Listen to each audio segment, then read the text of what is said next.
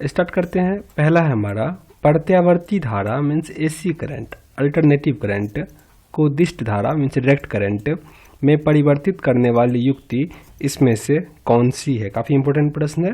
Rectifier, rectifier याद रखोगे। Transformer जो है, ट्रांसफार्मर ये एसी करंट को अप और डाउन करता है, मीन्स वोल्टेज को कम और अधिक कर सकता है, वो चेंज नहीं करता है। जबकि इन्वर्टर जो होता है वो डीसी करंट को एसी में कन्वर्ट करता है और रेक्टिफायर एसी को डीसी में कन्वर्ट करता है। हमारा यहाँ आंसर क्या है? Rectifier, answer C. विद्युत फिटिंग्स में एक तार को भूसंपर्कित मीन्स अर्थिंग में के रूप में किया जाता है, इसका कारण क्या है? यदि लघु पतन मीन्स शॉर्ट सर्किट हो जाए तो धारा भूमि में चली जाती है। आपको या तो ये ऑप्शन मिलेगा या नहीं तो परिपथ को सुरक्षा प्रदान करने के लिए किया जाता है, ये भी आपको मिल सकता है। तो दोनों में से आपको जो ऑप्शन में मिले उस पर टिक करोगे। यहाँ पे हमारा आंसर होगा ए। विभवांतर का मात्रक होता है, विभवांतर का मात्रक होता है वोल्ट, वोल्ट, आंसर होगा बी। एक आदर्श वोल्टमीटर का प्रतिरोध होता है अनंत होता है। एक आदर्श वोल्टमीटर का प्रतिरोध कितना होता है? अनंत, आंसर होगा डी। प्रतिरोध का मात्रक है ओम, प्रतिरोध का मात्रक क्या होता है? ओम। काफी इंपॉर्टेंट प्रश्न है ये। घरों में लगे पंखे, बल्ब आदि लगे होते हैं, किस क्रम में लगे होते हैं ये पूछा जा रहा है आपको। तो वो होते हैं समांतर क्रम में, समांतर क्रम में। देखो दो में कन्फ्यूजन होता है, श्रेणी क्रम और समांतर क्रम। श्रेणी क्रम में ऐसा होता है कि अगर आप एक स्विच को कट करो तो पूरा ऑफ हो जाएगा, ठीक ना। तो ऐसा तो घर में नहीं होता है, सबका अलग अलग इंडिविजुअल स्विच होता है, तो इसीलिए ये नहीं होगा। हमारा आंसर क्या हो जाएगा? समानांतर क्रम में, आंसर होगा सी। किसी चालक के सिरों के बीच विभवांतर उसमें बहने वाली धारा के समानुपाती होता है, यह कथन किनका है? तो यह है ओम का नियम, ओम का नियम, आंसर क्या है? डी। विशिष्ट प्रतिरोध का एसआई मात्रक कितना होता है? वो होता है ओम मीटर। याद रखिएगा, पूछा गया प्रश्न है एएलपी में भी और अब की ग्रुप डी में भी पूछा गया था। एक ही सेट में नहीं, बहुत सारे सेट में पूछा गया था। तो विशिष्ट प्रतिरोध का एसआई मात्रक क्या हो जाएगा? ओम मीटर। यदि 3 ओम और 6 ओम के प्रतिरोध समानांतर क्रम में जुड़े हो तो संपूर्ण प्रतिरोध कितना होगा? देखो जब समांतर क्रम में जुड़ा होगा तब जितना भी मीन्स रेक्टिफायर लगाओ 1/3 और 1/6 को ऐड करेंगे, ठीक है ना। 1/6 अगर आगे भी लगा है तो आगे करके 1/ ऐसे करके ऐड करोगे। तो आंसर यहाँ पे हमारा क्या आ जाएगा? 2 ओम। लेकिन अगर यहीं पे श्रेणी क्रम में रहेगा तो डायरेक्ट हम ऐड कर देंगे 6 और 3 9, तब हमारा 9 आंसर होता। तो अगर श्रेणी क्रम में होता तब, लेकिन यहाँ पे क्या है? समांतर क्रम में है, तो आंसर क्या हो जाएगा यहाँ पे? सी, 2 ओम। नेक्स्ट हमारा है एक शुष्क सेल में कौन सी ऊर्जा पाई जाती है? शुष्क सेल में होता है हमारा रासायनिक ऊर्जा, शुष्क सेल में रासायनिक ऊर्जा। शुष्क सेल किस में कन्वर्ट करता है? रासायनिक ऊर्जा को विद्युत ऊर्जा में, ये भी पूछे जाते हैं। एक समान शुष्क सेल में विद्युत अपघट्य होता है, ये काफ़ी इंपॉर्टेंट प्रश्न है। जो शुष्क सेल में विद्युत अपघट्य में क्या होता है? Ammonium chloride, ammonium chloride. अच्छा कार के बैटरी में क्या होता है ये मुझे आप कमेंट बॉक्स में बता दो। और नेक्स्ट प्रश्न ही वही आ गया, चलो कोई बात नहीं। एक कार बैटरी में प्रयुक्त विद्युत अपघट्य होता है, क्या होता है? Sulphuric acid, H2SO4, sulphuric acid. काफ़ी इंपॉर्टेंट प्रश्न ये सारे जो इस बुक में दिए गए हैं, सारे प्रश्न पूछे ही गए हैं, तो इसलिए इंपॉर्टेंट होता है। नेक्स्ट है वोल्टीय सेल, वोल्टिक सेल के आविष्कारक कौन है? तो वो है एलिजार्ड्रो वोल्टा। एलिजार्ड्रो को भूल जाओ, वोल्टा याद रखो, याद रह जाएगा वोल्टा। आंसर क्या हो जाएगा? सी। शुष्क सेल है, किस टाइप का सेल होता है ये? प्राथमिक सेल, प्राथमिक सेल, आंसर होगा ए। द्वितीयक सेल वो सेल होता है जिसको हम फिर रिचार्ज कर सकते हो, ठीक ना, तो उसको द्वितीयक सेल कहा जाता है। तो शुष्क सेल को हम फिर से रिचार्ज नहीं कर सकते, इसलिए प्राथमिक सेल है। लोहे के ऊपर जिंक की परत चढ़ाने को क्या कहते हैं? उसे हम कहते हैं गैल्वेनाइजेशन, गैल्वेनाइजेशन, आंसर होगा ए। या इसे हिंदी में यसद लेपन भी कहा जाता है, तो याद रखना। विद्युत अपघटन संबंधी नियम किसके प्रतिपादित किया था? ये किनके द्वारा प्रतिपादित किया गया था? फैराडे के द्वारा, माइकल फैराडे। आंसर क्या हो जाएगा? बी। विद्युत फ्यूज में इस्तेमाल किए जाने वाले मिश्र धातु में क्या होना चाहिए? विशिष्ट प्रतिरोध मीन्स कम होना चाहिए, निम्न विशिष्ट प्रतिरोध, और गलनांक भी क्या होना चाहिए? निम्न होना चाहिए। गलनांक निम्न और विशिष्ट, सॉरी इसका आंसर गलत है। इसमें क्या होना चाहिए? उच्च प्रतिरोध होना चाहिए और गलनांक क्या होना चाहिए? निम्न होना चाहिए।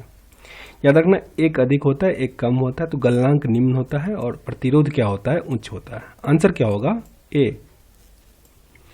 आमतौर पर सुरक्षा फ्यूज में लगाने के लिए प्रयोग होने वाली तार किस पदार्थ का बना होता है? मीन्स फ्यूज तार जो होता है वो मिश्र धातु होता है और किस किस का बना होता है? टीन, सीसा का, टीन और सीसा का। आंसर क्या हो जाएगा? डी। काफी इंपॉर्टेंट है। बिजली के बल्ब का फिलामेंट किस तत्व का बना होता है? ये होता है टंगस्टन का, टंगस्टन। विद्युत हीटर का एलिमेंट निम्न में से किस धातु का बना होता है? Nichrome, nichrome. जहां भी हीटर की बात हो, चाहे आपका वो सोल्डिंग मशीन हो या हीटर हो या आयरन हो, तो ये सारे नाइक्रोम के बने होते हैं। आंसर क्या हो जाएगा? ए। यदि 100 वाट वाले 10 बल्ब प्रतिदिन 1 घंटा जलता है तो प्रतिदिन विद्युत ऊर्जा का खपत कितना होगा? तो आपने क्या करना होता है? ये पूरा मल्टीप्लाई करना होता है वाट को बल्ब से और आवर को, ठीक ना। 1000 जब आ जाएगा ये वाट, ये मिलके बनाता है 1 यूनिट, मीन्स इसको 1000 से डिवाइड करना होता है। 1000 से डिवाइड कर दो तो क्या हो जाएगा? 1 यूनिट, ठीक ना। एक हमारा क्या हो जाएगा? आंसर हो जाएगा। आंसर यहाँ पे प्रश्न में ये भी दे सकता है कि 1 यूनिट का कुछ वैल्यू पुट कर दे, जैसे 5 रुपया 10 रुपया कुछ दे दे और बोलेगा वैल्यू निकालने के लिए, तो आप उसको क्या करना? मल्टीपल कर देना, आपका आंसर आ जाएगा। आंसर क्या हो जाएगा? ए। त्वरित चालक का आविष्कारक किसने किया? त्वरित चालक का आविष्कार किसने किया? Benjamin Franklin, Benjamin Franklin. Answer क्या हो जाएगा? सी। निम्न में से कौन विद्युत अनुचुंबकीय है? विद्युत अनुचुंबकीय इसमें से कौन सा है? Chromium, chromium. आंसर होगा सी। निम्न में से कौन प्रतिचुंबकीय है? डायमैग्नेटिक। इसमें से कौन सा हो जाएगा? Bismuth, bismuth. याद रखना ये सारे क्या है? लोहा, निकेल और कोबाल्ट चुंबकीय है, जबकि निकेल, कोबाल्ट और लोहा नहीं लिखा जाता, सॉफ्ट आयरन, इस सब का उपयोग हम लोग मैग्नेट बनाने में भी यूज करते हैं, ठीक ना। सॉफ्ट आयरन अगर होता तो उसका, नॉट आयरन का। विद्युत धारा का चुंबकीय प्रभाव सर्वप्रथम अवलोकित किया गया किनके द्वारा किया गया था? ओरेस्टेड द्वारा, ओरेस्टेड। आंसर होगा बी। विद्युत चुंबकीय प्रेरण के नियमों का उपयोग निम्न में से किसको बनाने में उपयोग किया जाता है? वो किया जाता है जनित्र मीन्स जनरेटर, जनरेटर। आंसर क्या हो जाएगा? डी। याद रखना विद्युत चुंबकीय प्रेरण लिखा हुआ है, ये होता है जनरेटर में। डेनमो से बहुत कंफ्यूजन होता है इसमें, रट लो इसको। जनरेटर, विद्युत चुंबकीय प्रेरण।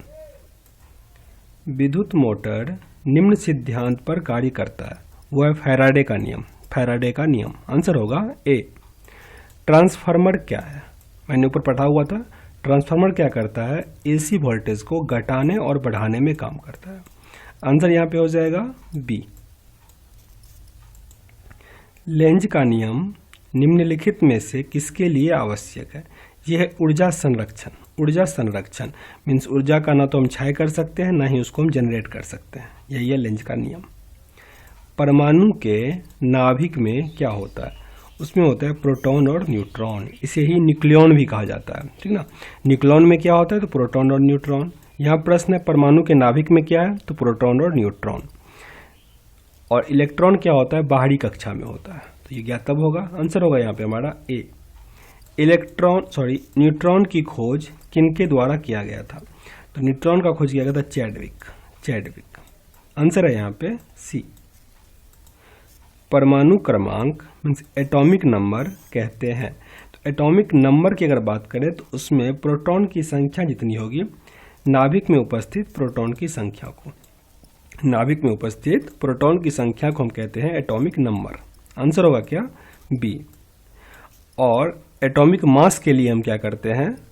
प्रोटॉन का संख्या प्लस न्यूट्रॉन का संख्या। याद रखोगे इलेक्ट्रॉन का संख्या नहीं ऐड होता है, ठीक ना। सापेक्ष आर्द्रता मापी जाती है। रिलेटिव ह्यूमिडिटी किस में मापते हैं हम लोग? हैग्रोमीटर। आंसर क्या होगा? बी। निम्नलिखित में से किसका उपयोग ऊंचाई नापने के लिए किया जाता है? ऊंचाई मापने के लिए हम प्रयोग करते हैं अल्टीमीटर का। अल्टीमीटर। आंसर क्या हो जाएगा? सी। जितने भी मीटर हैं एक बॉक्स में दिया गया लुसेंट में, वो मैं आपके पास ये लेसन कंप्लीट करने के बाद मीन्स कल एक वीडियो डाल दूंगा, आप उसको देखोगे तो इस टाइप की वीडियो में मीन्स इस टाइप के प्रश्न में दिक्कत नहीं होगा। ये 1 ना 2 नंबर पूछा ही जाता है। तो नेक्स्ट है हमारा सूर्य की किरणों की तीव्रता मापने वाले उपकरण को क्या कहते हैं? सूर्य की तीव्रता है, ठीक ना, उसको एक्टिनोमीटर कहा जाता है। एक्टिनोमीटर। आंसर होगा सी। वह उपकरण कौन सा है जिससे समुद्रों की गहराई को नापने के लिए ध्वनि तरंग का प्रयोग किया जाता है? वो उपकरण है सोनार। थर्मोस्टेट का प्रयोजन किया जाता है। तो थर्मोस्टेट का प्रयोजन किया जाता है तापमान को स्थिर रखने के लिए। इसका उपयोग रेफ्रिजरेटर में भी होता है। आंसर क्या हो जाएगा? सी। काफी इंपॉर्टेंट प्रश्न है, ये सब सारे पूछे गए प्रश्न है आपकी एएलपी के। निम्नलिखित युक्तियों में से किसको मोटर गाड़ियों के इंजन को ठंडा रखने के लिए प्रयोग में लाया जाता है? तो उसमें प्रयोग करता है रेडिएटर का। रेडिएटर। आंसर होगा सी। रिकॉर्ड करने और रिकॉर्ड में हुई डिटेक्शन को पुनः रिप्रोड्यूस करने के लिए उपयुक्त उपकरण को कहा जाता है। उसे हम कहते हैं डिक्टोफोन।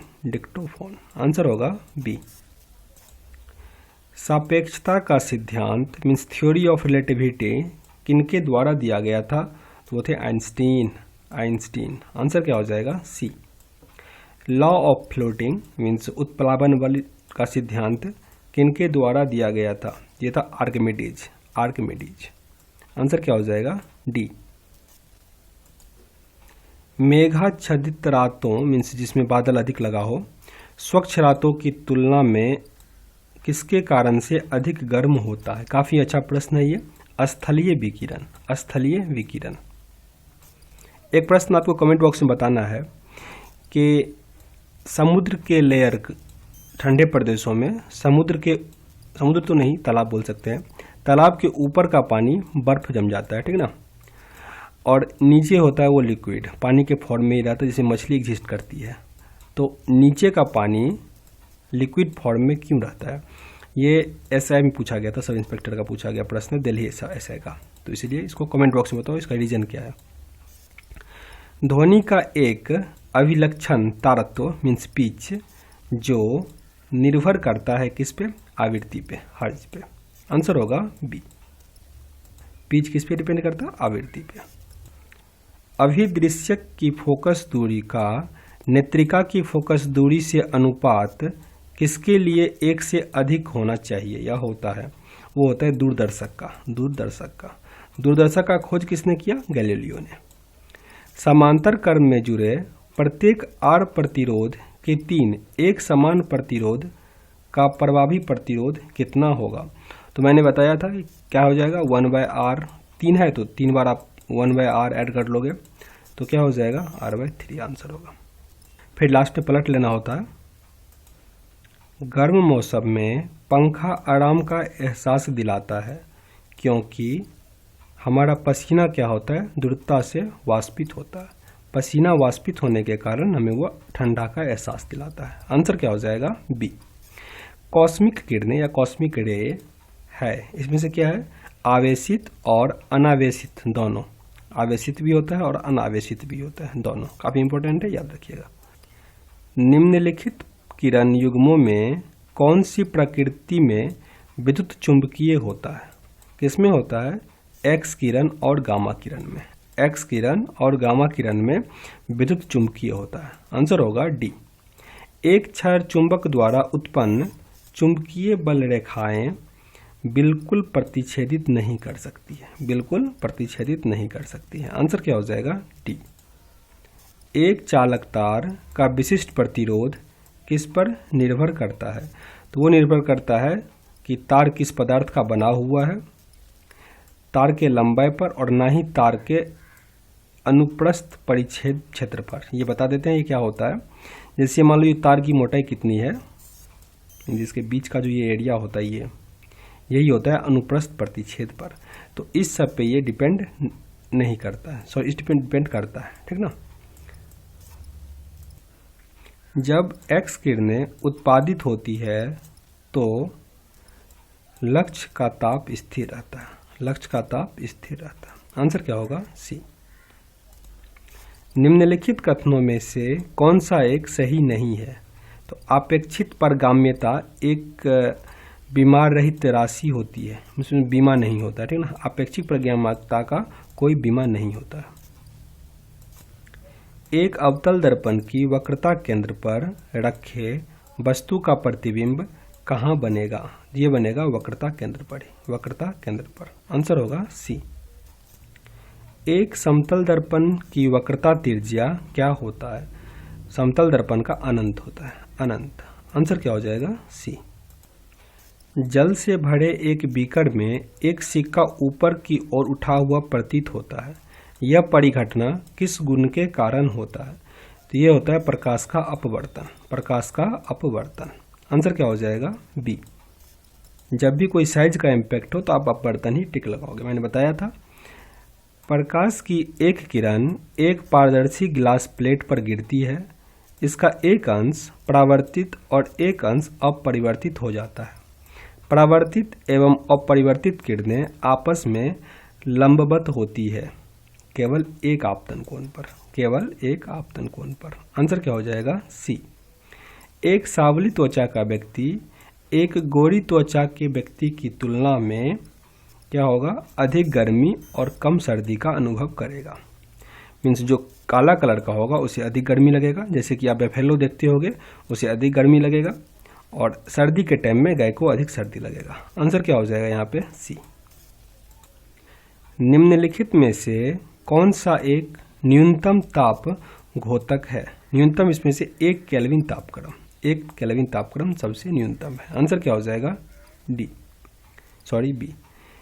यदि एक पिंड सरल आवर्त गति से गतिशील हो तो वेग एवं त्वरण के कलांतर कितना होता है? वो होता है 90 degree, 90 degree phase difference. Answer होगा बी।